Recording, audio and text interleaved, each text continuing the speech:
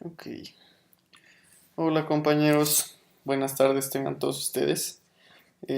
Bienvenidos al curso de neurología. A nosotros nos tocó la primera presentación de pares craneales del primero al sexto. Vamos a dar todo lo relativo a exploración, anatomía, todas las cuestiones relativas a estos pares del primero al sexto. El equipo está conformado por Katy, la Danis y un servidor, Ariel García. Empecemos, vamos a empezar con el primer par craneal. Bueno, el primer par craneal es el olfatorio y de lo que se encarga este par craneal es del sentido del olfato. Va a ser un nervio sensorial, a diferencia de algunos otros pares craneales que pueden ser motores. Este es únicamente sensorial y se va a encontrar en la mucosa olfatoria. Bueno, por se reciben las señales a través de las células nerviosas receptoras olfatorias que van a estar en la mucosa y esto va a pasar la información a a los nervios olfatorios, perdón, que van a hacer estos. Van a estar abajo de la lámina cribosa del etmoides, que va a ser por donde van a poder pasar hasta el bulbo olfatorio, y aproximadamente hay de 9 a 15 nervios en cada lado del cerebro para poder transmitir la información del olfato. Y bueno, como ya les había dicho, el bulbo olfatorio está sobre la lámina cribosa y se encuentra debajo del lóbulo frontal. Y esto es más o menos cómo se conectan los nervios con el bulbo. Y bueno, van a tener dos partes los nervios que se conectan. La primera va a ser la prolongación gruesa, que va a estar unida a los cilios que están en la nariz, que van a ser los encargados de pasar el aire y los olores, y pues también obviamente defender a la mucosa de posibles infecciones. Y del otro lado vamos a tener las prolongaciones finas, que van a ser las que pasan por el etmoides y que se comunican con el bulbo olfatorio. Cuando estas prolongaciones llegan al bulbo, se van a conectar con las células mitrales, que van a ser las encargadas de convertir todas estas señales en el tracto olfatorio, y este tracto olfatorio se va a ir directamente a la corteza olfatoria primaria, que van a ser donde va a recibir todos los impulsos y se va a procesar. Para la exploración de este par craneal, pues es muy sencillo. Lo primero que vamos a hacer es pedirle al paciente que se tape con un dedo una fosa nasal y que inspire, y posteriormente con el otro, únicamente para ver que pues el paciente puede inspirar correctamente. Después le vamos a pedir que cierre los ojos y que igual se tape una fosa nasal con un dedo, y vamos a darle diferentes olores que el paciente conoce, como café, jabón, vainilla, olores muy característicos, y si lo reconoce, pues esto nos dice que el paciente está bien. Alguna enfermedad que podría tener el paciente es anosmia o alguna infección que no permita que el par craneal esté mandando la información correcta, y entonces por eso es muy importante la exploración de este par craneal. El segundo va a ser el nervio óptico, que es el par craneal 2. Este se va a encargar de procesar la estimulación visual proveniente del ojo. Igualmente va a ser un nervio sensorial como el par craneal 1, y se encuentra en las células ganglionares de la retina. Entonces, así es como se va a empezar a procesar la información de este par craneal. Vamos a tener primero dos campos de cada lado, bueno, en cada ojo, el campo temporal y el campo nasal. El campo nasal va a estar recibiendo la información del lado izquierdo del ojo izquierdo, y el campo temporal pues del lado derecho, entonces van a estar como cruzadas. Posteriormente vamos a tener que esto se vuelve el nervio óptico, y después el quiasma, el tracto óptico y al final el cuerpo geniculado. Es importante saber cómo van cambiando los trayectos, porque así podemos saber posibles patologías. Entonces, el nervio óptico primero va a abandonar la cavidad orbitaria a través del canal óptico y se va a unir con el nervio óptico. Bueno, el nervio óptico que está aquí más abajito, ¿no? Y, perdón, se va a unir con el nervio óptico del otro lado para poder formar el quiasma óptico. Y después de esto, estas células del quiasma están en en el piso del tercer ventrículo y se van a unir con el tracto óptico para después pasar al cuerpo geniculado externo, donde va a haber células que van a hacer sinapsis y van a mandar toda la información a la corteza visual, que va a ser el área 17 principalmente, y vamos a tener otras dos áreas que van a estar en la corteza, que se llaman corteza de asociación visual, que van a ser las áreas 18 y 19, que van a ser las responsables del reconocimiento de los objetos y de la percepción del color. Entonces, si sabemos cómo va el trayecto por el cual pasa el nervio, podemos saber cómo afectaría una posible patología. Por ejemplo, aquí tenemos varios ejemplos donde el ojo que está de color azul es con el que el paciente no puede ver. Entonces, por ejemplo, si hubiera una sección aquí en el punto A, que sería en el nervio óptico, el paciente no podría ver nada del ojo izquierdo como nos lo enseña la imagen. Si fuera del punto B, justo en medio del quiasma óptico, pues el paciente no podría ver de este lado, que sería el lado izquierdo del ojo derecho, que representa el campo temporal, entonces por eso está azul de este lado, e igualmente el lado derecho del ojo izquierdo, que va a representar el campo temporal, como está representado aquí, y ese se va a llamar hemianopsia bitemporal, porque van a ser los dos campos temporales de cada ojo. La tercera posible patología va a ser una sección en el tracto óptico, y esto va a ser un poco más complejo porque tenemos que ver que este nervio va a estar del lado izquierdo del ojo izquierdo, pero no va a haber el campo nasal, por eso está azul aquí, y este lado va a ser el que cruza en el quiasma óptico del lado izquierdo del ojo derecho y no va a poder ver el campo temporal, así como está aquí. Y la última posible patología va a ser una sección después del cuerpo geniculado, que va a ser pues muy similar a la de el C. Y estos dos últimos se van a llamar hemianopsia homónima porque van a ser del mismo lado o del mismo campo en ambos ojos.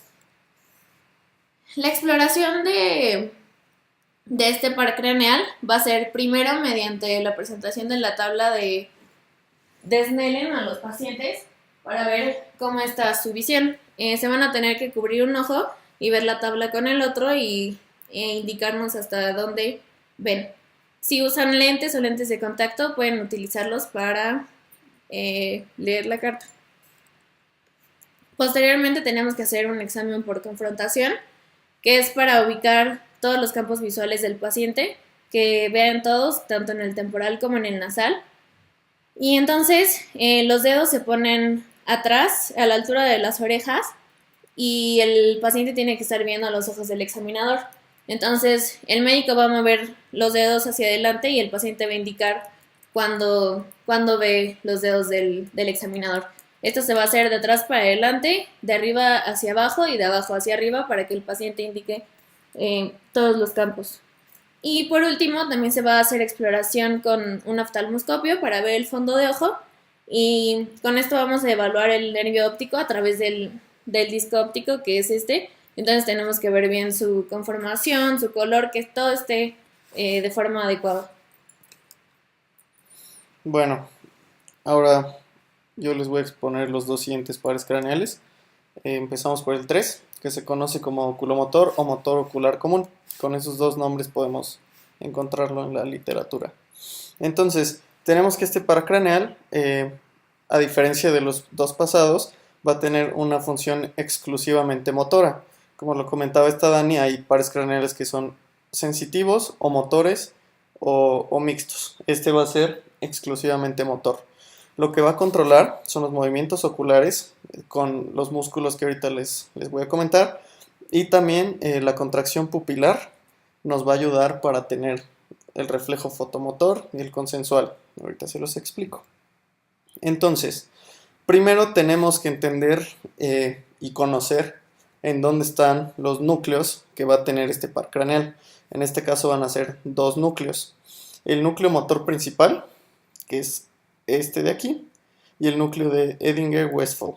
Entonces, ambos núcleos se encuentran en la parte anterior de la sustancia gris rodeando al acueducto cerebral.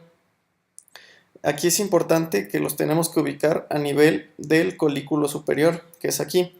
El colículo superior, digamos que es como un centro de integración a donde van a dirigirse los nervios que tienen que ver con la vista. Entonces van a llegar muchas señales aquí, el colículo las va a interpretar y va a enviar señales como respondiendo a los estímulos que se están recibiendo. Entonces lo podemos conocer como un centro integrador de todas las señales. Bueno, el motor principal, que va a ser digamos, el núcleo grande, es el que se va a encargar de inervar a todos los, bueno, no todos, a los músculos extrínsecos del ojo, excepto al oblicuo superior y al recto lateral, que ahorita los vamos a ver en una imagen. Entonces, el trayecto que va a seguir este par craneal es que las fibras nerviosas eferentes, que son estas que vamos a ver aquí en la línea continua negra, van a salir, van a cruzar a través del núcleo rojo y van a salir por la superficie anterior del mesencéfalo a través de la fosa interpeduncular, que es esta fosa que podemos ver aquí. El segundo núcleo, que es el núcleo parasimpático, o también conocido como de Edinger-Westphal, que es el que se va a encargar de inervar a los músculos, del esfínter de la pupila y los músculos ciliares, que van a ser los responsables del reflejo de acomodación y el fotomotor directo y consensual, que ahorita los explicamos. Entonces, igual, solamente va a estar ubicado un poco posterior al núcleo motor principal, a la misma altura del colículo superior, y el trayecto que va a seguir es igual muy similar al núcleo motor principal, sale por la fosa interpeduncular. Ahora, el recorrido, pues ya más o menos se los expliqué cómo sale del tallo cerebral. Va a salir por la porción anterior y se va a dirigir hacia los ojos, va a cruzar hacia adelante, no encontré una imagen, pero cruza entre las arterias cerebrales posterior y la cerebelosa superior, luego sigue su camino recto hacia la parte anterior del cráneo y va a pasar por la fisura orbitaria superior, que es esta que vemos aquí. Eso va a permitir que llegue hacia el ojo, aquí vemos la fisura, y lo que se va a dividir en dos ramas, en la rama superior y en la rama inferior, que van a inervar los distintos músculos. Entonces, vemos cómo sale del mesencéfalo, justo, digamos, se va a dividir en las ramas superior e inferior, y cada ramo va a inervar los distintos músculos, que son los que vemos aquí. El recto superior, el elevador del párpado superior, el recto medial y el oblicuo inferior, además de los que van hacia el iris y los músculos ciliares, que nos van a servir para el reflejo de acomodación. Entonces, para la exploración física, vamos a tener al paciente. Primero le vamos a pedir que cierre los ojos y los vuelva a abrir. Esto nos va a permitir checar el músculo del elevador del párpado superior, ya que si hubiera una parálisis, el paciente podría tener ptosis palpebral. Esto es que uno de los párpados no se puede elevar y entonces se vea asimétricamente, como lo vemos aquí. Este paciente aquí puede abrir bien, aquí tiene ptosis, entonces hay un parálisis de este nervio. Entonces, lo siguiente que hacemos es, sentamos al paciente, tenemos un objeto en la mano, le vamos a pedir que vea fijamente ese objeto, y lo que vamos a hacer es mover ese objeto como en forma de H. Entonces esto nos va a permitir checar que los músculos, generalmente exploramos el par craneal 3, el 4 y el 6, que son los pares de la vista, en conjunto. Entonces nosotros pedimos al paciente que mueva la vista hacia donde nosotros movemos el objeto, y si, por ejemplo, el recto superior del ojo izquierdo no estuviera con una parálisis, entonces el paciente no podría elevar el ojo cuando nosotros movemos. Si estuviera solo del lado izquierdo, pues bueno, el ojo izquierdo no se podría elevar y el derecho sí. Entonces, de esta manera nosotros podríamos identificar parálisis en alguno de de los nervios, bueno, sí, en alguno de los músculos que están inervados por este nervio. La tercera manera donde vamos a checar los reflejos de acomodación directo y consensual es que vamos a acercar primero un objeto hacia los ojos del paciente. Entonces digamos que la pupila se tendría que dilatar o constreñir dependiendo para, pues, como para enfocar, ¿no? Y el fotomotor, el directo, sí, perdón, ya me estoy haciendo bolas. Pero sí, el fotomotor, el directo y el consensual, el directo es cuando nosotros vamos a poner una luz hacia el ojo del paciente y entonces ahí la pupila a la que estamos enfocando la luz se tendría que constreñir. Ese sería el directo. Y el consensual es que si nosotros estamos poniendo el estímulo en el ojo derecho, por fisiología normal, el ojo izquierdo tendría que hacer lo mismo. Entonces, de esta manera es como checamos estos reflejos. Esta imagen es bastante útil porque nos permite ver los movimientos y los trayectos que debería de hacer el ojo con los músculos que inerva este nervio. Entonces, si hubiera una parálisis, podríamos tener un estrabismo, diplopía, latosis, que ya se las expliqué, una desviación del ojo hacia abajo y hacia afuera, esto por la inervación del músculo oblicuo inferior, midriasis, justo por el que se pierde el reflejo de modificación de apertura bueno, de los músculos ciliares que no funcionan bien. Y pues básicamente eso es todo del par craneal número 3. Ahora, pasamos al par craneal número 4. Este par craneal se conoce, bueno, se llama como nervio troclear o patético.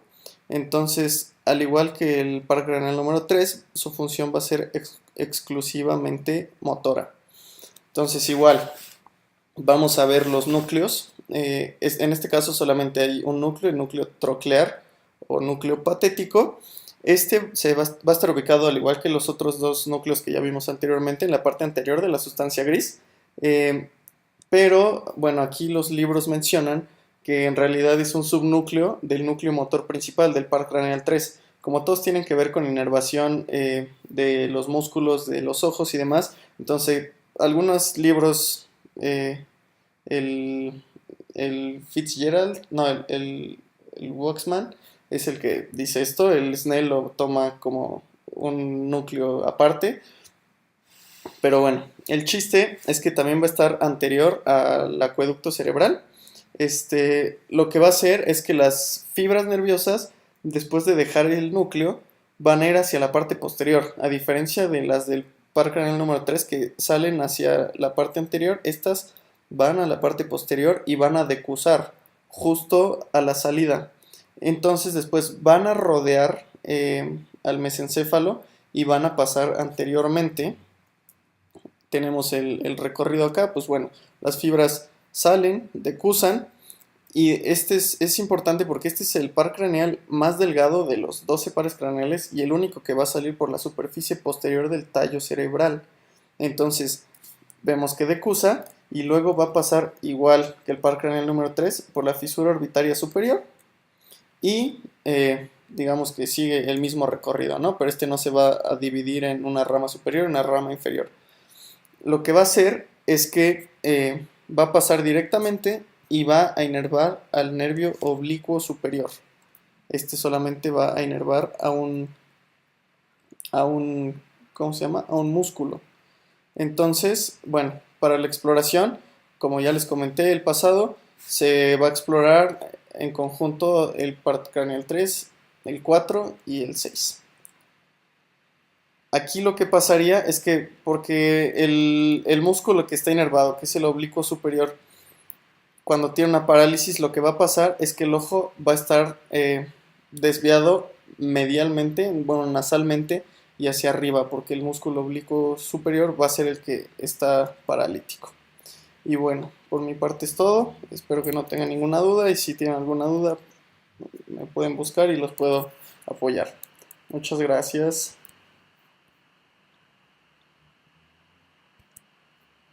Hablar del par craneal quinto o nervio trigémino. Va a ser el par craneal más grande y va a estar compuesto por fibras sensitivas y motoras y va a ser el nervio sensitivo de la mayor parte de la cabeza y motor de los músculos de la masticación, que son el macetero, el temporal y el pterigoideo lateral. Va a estar compuesto por 4 núcleos, que va a ser el sensitivo principal, el espinal, mesencefálico y el motor. Vamos a empezar con el núcleo sensitivo principal. Este se va a encontrar superior y medial al núcleo motor, que es este aquí, el rojo, y va a estar en la parte posterior de la protuberancia o del puente, y va a continuar inferiormente con el núcleo espinal, que es este azul de aquí. Aquí se va a encontrar el tracto espinal y el núcleo espinal del nervio trigémino. Las fibras que están de color rojo van a ser las fibras eferentes y las fibras que están de color azul las aferentes. El núcleo espinal, como ya habíamos mencionado, se va a extender hacia abajo a través del bulbo raquídeo hasta llegar al segundo segmento cervical. Superior al núcleo sensitivo principal y al núcleo motor vamos a tener al núcleo mesencefálico, que se va a encontrar alrededor del acueducto cerebral o acueducto de Silvio, que es el que va a conectar los ventrículos tercero y cuarto del cerebro, y se va a extender hasta llegar al sensitivo. Y también vamos a tener al núcleo motor o masticatorio. Los componentes sensitivos del nervio trigémino van a servir las fibras aferentes para detectar dolor, temperatura, tacto y presión de la piel de la cara y de sus membranas mucosas, como en el tracto orofaringeo o en los ojos, en la mucosa. Sus axones van a estar los cuerpos en el ganglio semilunar o sensitivo del trigémino, y este va a estar compuesto por fibras del núcleo mesencefálico, del núcleo sensitivo principal, y van a ascender las del núcleo espinal. Y este ganglio trigeminal se va a dividir en 3 componentes: la división oftálmica, la división maxilar y la división mandibular. Las ramas ascendentes de este van a terminar en el núcleo sensitivo principal y las descendentes van a terminar en el núcleo espinal. Para las sensaciones de tacto y presión, estos van a ser transportados por fibras que van a terminar en el núcleo sensitivo principal, y las sensaciones de dolor y temperatura van a terminar en el núcleo espinal. Y los axones de estas neuronas y también los procesos centrales del núcleo mesencefálico van a cruzar la línea media y van a descender como el lemnisco trigeminal. Aquí tenemos en el mesencéfalo el núcleo mesencefálico, en el puente o protuberancia el núcleo principal sensitivo, y ya en la médula el núcleo espinal, el ganglio trigeminal con sus 3 componentes B1, B2 y B3. El lemnisco trigeminal va a terminar en las neuronas del núcleo posteromedial ventral del tálamo. Aquí tenemos el tálamo señalado con rojo, y después los axones de estas neuronas van a tener un trayecto ascendente pasando por la cápsula interna del cerebro, empezando por el ramo posterior, la rodilla y el ramo anterior, y van a llegar hasta la circunvolución postcentral, las áreas 3, 1 y 2 de la corteza cerebral, que va a estar aquí en el lóbulo parietal, y esta va a ser la corteza somatosensorial principal del cerebro. El componente motor va a recibir fibras corticonucleares de los 2 hemisferios, también de la formación reticular, que va a estar encargada del estado de vigilia, el núcleo rojo, que va a funcionar para inervar los músculos del hombro y brazo, pero este solo va a controlar el movimiento motor grueso, no el fino.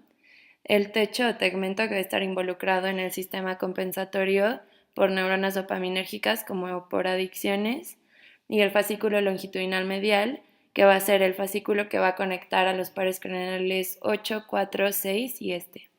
Y el núcleo masticatorio va a ser el que va a inervar los músculos de la masticación, que era el pterigoideo lateral, el macetero y el temporal, el tensor del tímpano, el tensor del velo del paladar, el miloioideo y el vientre anterior del digástrico. Entonces aquí tenemos el núcleo masticatorio o motor. Arriba debe estar el núcleo sensitivo principal, más hacia el mesencéfalo el mesencefálico, y en el tracto descendente el espinal. El trayecto del nervio trigémino es que va a abandonar por la parte anterior del puente o protuberancia y va a salir como una raíz motora pequeña y una raíz sensitiva grande que se va a ir expandiendo y va a formar el ganglio trigeminal que hablábamos, y este se va a encontrar dentro de un saco de dura madre que se llama saco de Meckel. Y después va a tener sus tres divisiones, la oftálmica, maxilar y mandibular. La oftálmica va a salir de la base del cráneo por la órbita superior, que es esta de aquí, el maxilar por el orificio redondo, que es el que está aquí abajo, y la mandibular por el orificio oval, que es este de aquí. Por último, vamos a hablar del par craneal 6 o el nervio abducens, y va a ser el que va a inervar al músculo recto lateral. Si este se lastima, los recién nacidos van a nacer con estrabismo, y este es el músculo, se va a encargar de el movimiento lateral de los ojos.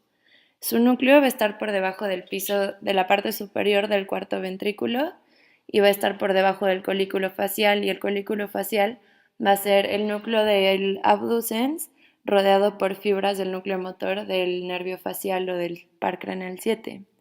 Y también va a recibir fibras corticonucleares aferentes de los dos hemisferios, va a recibir el fascículo tectomedular del cólico superior, que va a estar encargado de los reflejos visuales, y va a recibir fibras del fascículo longitudinal medial, que ya habíamos dicho que conectaban los pares craneales 3, 4 y 8. Aquí tenemos la cavidad del cuarto ventrículo, el colículo facial, que van a ser las fibras del 7 rodeando el núcleo abducens, el pedúnculo cerebeloso superior, que es este que va a estar encargado de conectar el cerebelo con el cerebro. El pedúnculo cerebeloso medio va a conectar el cerebelo con la protuberancia y los inferiores al cerebelo con el bulbo raquídeo. Y aquí en esta vista solo se ve el superior.